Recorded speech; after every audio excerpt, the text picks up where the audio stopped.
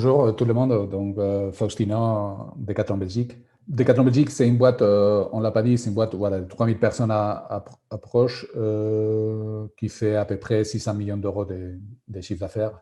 Et on a une quarantaine de magasins et un entrepôt en Belgique.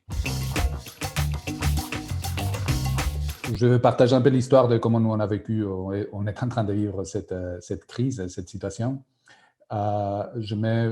Je me projette, il y a 3 mois exactement, on a été dans une visio comme celle-ci, en fait, avec une cellule de crise qui avait été créée d'une manière un peu émergente et on discutait justement de qu'est-ce qu'on faisait avec nos magasins. C'était l'époque où les gouvernements étaient en train de discuter est-ce qu'il faut fermer, est-ce qu'on peut rester ouvert, des choses comme ça. Donc, il y a eu une belle discussion et finalement, on a décidé ensemble dans cette cellule de crise de garder les magasins ouverts jusqu'au moment où les gouvernements diraient voilà, il faut fermer. Sauf qu'on a passé ce message à nos équipes en magasin et 2 heures après, les directeurs des magasins nous ont appelés en disant écoutez, non, ce n'est pas OK. Il y a plein de monde dans les magasins, la distance n'est pas respectée, ce n'est pas raisonnable, donc on ferme. Et ils ont fermé. C'est-à-dire, ils ne sont pas attendus qu'on leur dise vous pouvez fermer, ils sont fermés tout de suite. Pourquoi je vous raconte ça? Parce que moi, je pense que c'est le premier moment où j'ai senti carrément que c'est ceux qui étaient à côté, le plus près de la réalité, qui avaient peut-être la meilleure visibilité de ce qui s'est passé. Parce que la décision s'est avérée juste, en fait. Le gouvernement a demandé à tout le monde de fermer 24 heures après, mais à mon goût, 24 heures trop tard. Pourquoi? Voilà, je vous partage ça parce que nous, Decathlon Belgique, c'est une boîte qui travaille déjà depuis longtemps en réseau, de manière très collective. Mais avec toute cette tempête qui arrivait, moi, je m'étais mis un peu en position, les capitaines, on les voit dans les bonnes tempêtes, des choses comme ça, donc plutôt envie de reprendre un peu la barre. Et c'est cette anecdote-là qui m'a fait dire, peut-être que c'est plutôt le contraire qu'on doit faire. C'est même un peu contre-intuitif, mais comme au ski, quand la pente est raide, tu te penches vers l'avant, même si ton corps te demande de te pencher vers l'arrière. On s'est dit, voilà, ici, on faisait encore plus confiance que jamais qu'on laissait aux gens agir, en fait. Donc, on a décidé de faire un rituel, ce que nous appelle un rituel avec 3 principes assez généraux. Le premier principe, c'était de prendre soin de soi, de la partie sanitaire, de soi et de nos clients, bien sûr. Le second, très important, c'était de rester connecté, même si on est à distance, de forcer la connexion quelque part, de ne pas être seul. Et le troisième principe, c'était c'est toi qui décides, en fait. Chacun décide. Est-ce qu'il veut se mettre un peu à l'arrêt, un peu à l'abri parce qu'il y a des raisons familières ou autres? C'est OK, c'est parfait. Tu te mets un chômage temporaire, c'est très bien. Ça aide aussi la boîte. Est-ce que tu as envie de faire un truc que tu penses qui peut rendre notre sens vrai, rendre le sport accessible au plus grand nombre dans cette époque-là? Bah, tu fais.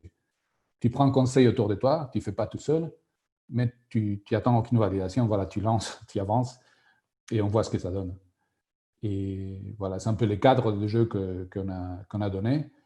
Et voilà, ce que ça a provoqué, c'est que les 2 mois qui se sont passés, mais même cette mois-ci qui est un peu différent déjà, je pense qu'on a fait, on n'avait jamais fait autant de choses pour la première fois chez Decathlon Belgique. En fait.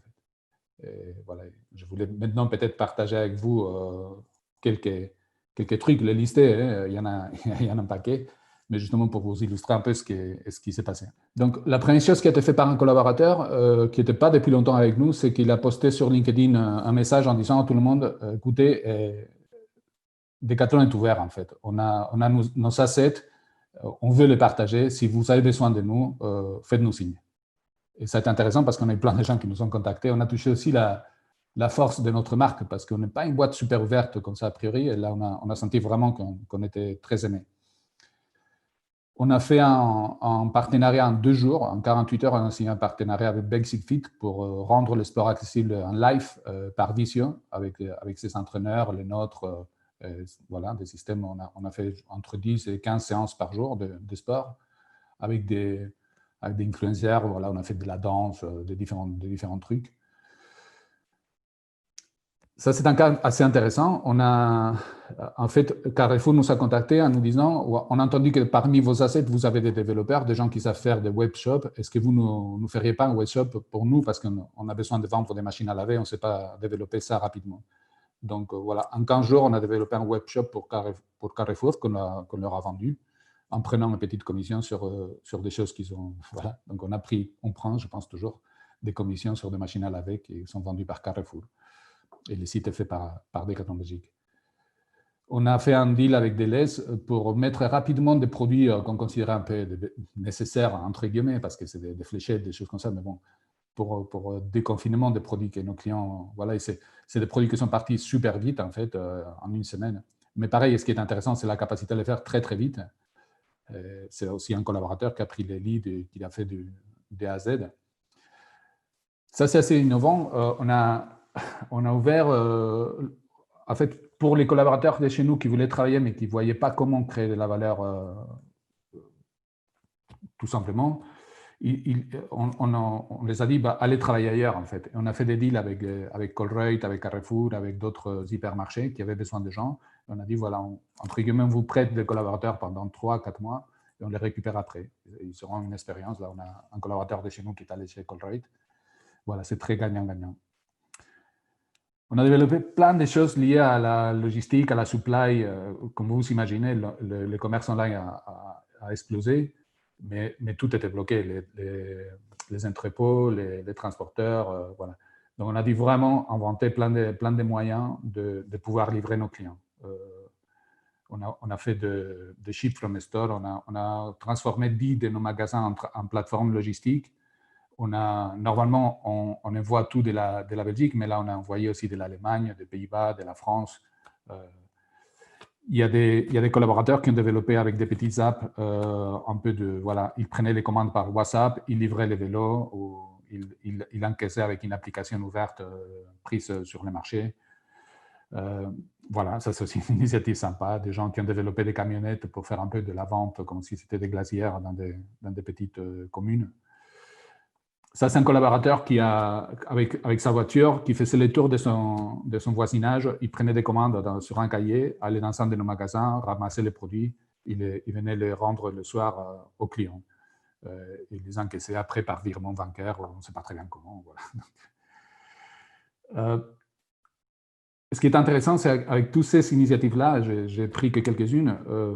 La journée qu'on a fait le plus de chiffre d'affaires, on a fait 80% du chiffre d'affaires habituel, en fait, avec tous nos magasins fermés. Et ça, c'est assez extraordinaire. On n'aurait jamais imaginé qu'on était capable de faire ça, en fait.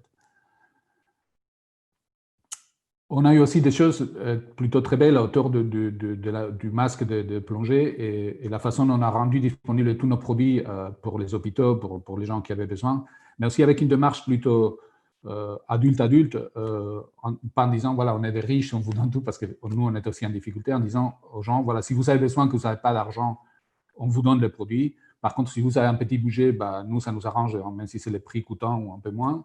Et voilà, on a dealé à chaque fois en faisant, voilà, des relations au cas par cas, et je pense qu'on a pu bien aider à pas mal de gens, donc c'était chouette. Et je vais finir avec ça. Ça, c'est plutôt des initiatives qui sont maintenant vivantes. Il y a plein de choses qui se sont créées autour de la planète, en fait.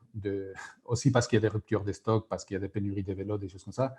Mais je pense qu'on n'a jamais avancé autant sur la partie économie circulaire et nouvelle façon de faire du business d'une manière beaucoup plus durable que maintenant. Donc là, j'ai pris 6 projets qui sont vivants à l'instant et qui viennent tous de ces 2 mois qu'on vient de passer avec une réalité un peu différente. Ce que je garde comme conclusion après ce que je vous partage là, c'est que le vrai sujet a été la flexibilité. C'est ce que disait Arnaud tout à l'heure. Il y a Yuval Harari qui dit qu'on se bat toujours avec les derniers ennemis connus. Je pense que ce qu'on pourrait faire comme erreur, c'est se projeter, dire il faut se préparer pour être très fort sur la partie virtuelle, online, mais demain, peut-être que le nouveau virus sera un virus informatique et on devra faire du commerce à l'ancienne. Moi, ma conviction, c'est qu'il faut vraiment travailler sur la capacité de nos équipes à s'adapter, sur cette flexibilité, sur cette agilité. Et ça, c'est très, très lié à la confiance et à la peur. Donc, voilà, plutôt une question de culture d'entreprise et de se sentir prêt. Là, j'ai pris que les belles choses, il y en a aussi plein de choses qui ont été difficiles et qui n'ont pas fonctionné, mais voilà, j'ai fait le choix de vous montrer plutôt ce qui a marché. Personnellement, moi, je pense que c'est vraiment une question de culture d'entreprise et qu'on est beaucoup sur mettre les équipes en confiance. Et j'utilise beaucoup l'exemple d'IKEA qui à un moment a dû virer 10 000 personnes pour recruter 11 000 d'autres, justement parce qu'il faisait un virage sur le monde online. Et moi, je me dis, c'est dommage. Ça veut dire que les 10 000 premières n'étaient pas capables d'échanger, en fait.